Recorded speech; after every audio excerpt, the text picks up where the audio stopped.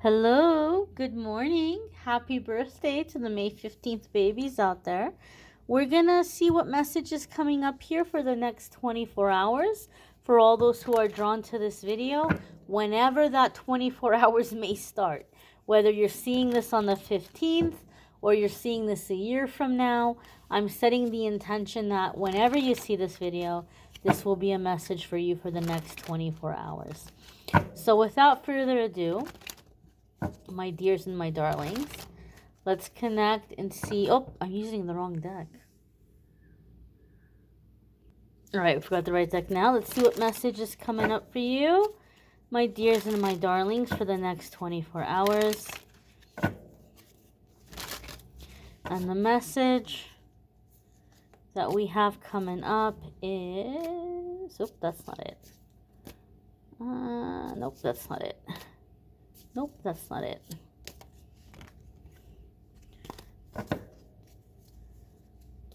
Okay, that's it. Ooh, is the Queen of Cups.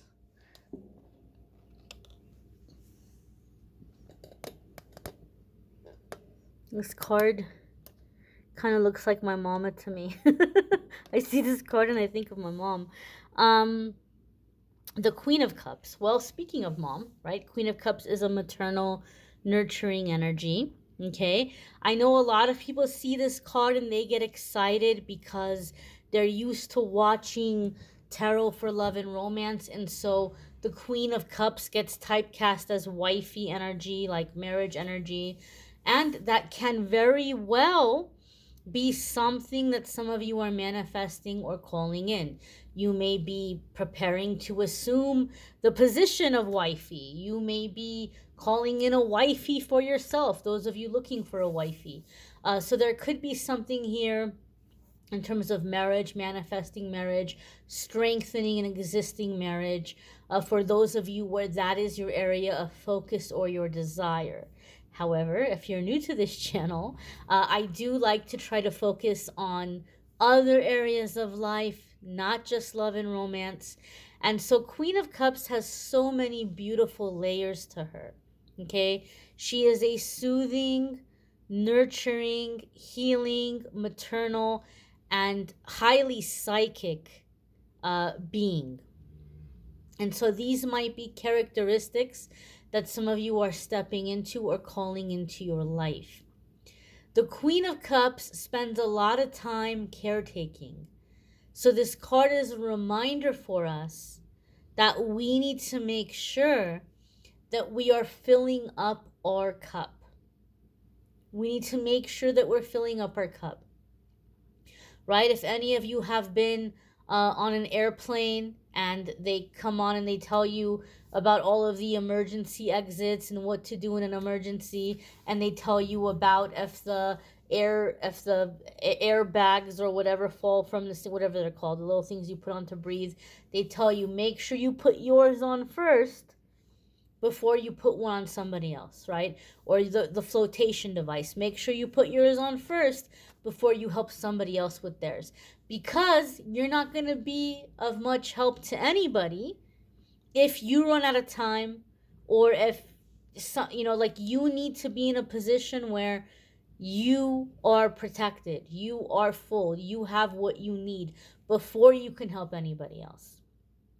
And so the Queen of Cups comes in to remind us to make sure that we're taking care of ourselves.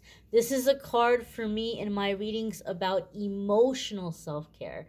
So when I see the Queen of Cups, the things you're trying to accomplish right now, the things that you're trying to manifest, emotional self-care is a crucial part of you being able to succeed or to manifest right now. So making sure that you are making time to feel your feelings, to process your emotions. Like, if something comes up and it makes you sad or it makes you angry, maybe you can't deal with it right that second, but set aside time before the day is over to visit those feelings, to scream into your pillow, or to punch your pillow or mattress, or break things that are okay for you to break in a safe enough space, or to yell or to shout or whatever, or to cry, whatever you need to do to let yourself let those feelings out. And then once you've let those feelings out, to give yourself aftercare, to nurture yourself, to soothe yourself, to comfort yourself. For some of you, there's going to be a lot of inner child work that's coming up to soothe and comfort and reassure your inner child. You know, ask yourself, if my best friend or somebody I really cared about, I just saw them cry the way I just cried, or I just saw them get really angry the way that I got really angry, and I held space for them and I let them get it out of their system, how might I help them after? What would I suggest we do afterwards, right? Would you make a cup of tea or a nice bowl of soup? Would you sit down and watch a movie, or just kind of cuddle up in a blanket and rest, take a bubble bath, do some painting, do some arts and crafts, go for a walk, some kind of aftercare to soothe and comfort and nourish yourself, after you're dealing with these feelings or being in your feelings. Also, those of you who are releasing really heavy things right now, might be a good idea to go through and do saging or smudging after the release. Maybe have essential oils, an essential oil diffuser or incense or something where you can clear the energy after, or maybe like use bells or, music that can uplift the vibe and the energy. Just something to clear and move that energy along. So being in your feelings and giving yourself aftercare. Some of you might feel like, why don't people care about my feelings? Why does nobody ever care what I want or how I feel? Well, my dears and my darlings, if you're treating your own feelings like an inconvenience, like you have a feeling coming up and you're like, I can't think about that right now. I've got to work, or I've got to take care of the kids, or I have to, like, it's an inconvenient thing, and you never make time for it later. You don't make time for it before the end of the day or before you go to sleep. Well, the relationship we have with ourselves is going to be the same relationship we have with other people. So if we're acting like our feelings are inconvenient, guess what? Other people are going to act like our feelings are inconvenient. So making sure that you, when you can, right? Because let's face it, we have responsibilities and we can't just all deal with something the second it pops up in our head. But we need to set aside time at some point to visit that, to be with that, to sit with that, to release that. And this is very important for you right now, for your healing, your success, your manifesting. A lot of spiritual teachers are waking up to their identity right now.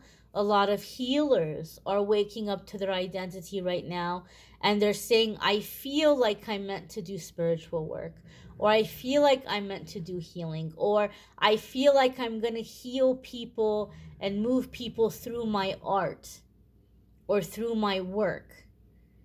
But I'm not sure how to fully tap into that. I'm not sure how to fully tap into my intuition. How do I strengthen my intuition? How do I strengthen my spiritual connection so that, I can be this channel and I can have stronger spiritual gifts, finely tuned spiritual gifts and abilities? Guess what? It's going to happen through healing and being in your heart space, being in your heart center. And the first step to that is being aware of your feelings and taking care of your emotional needs.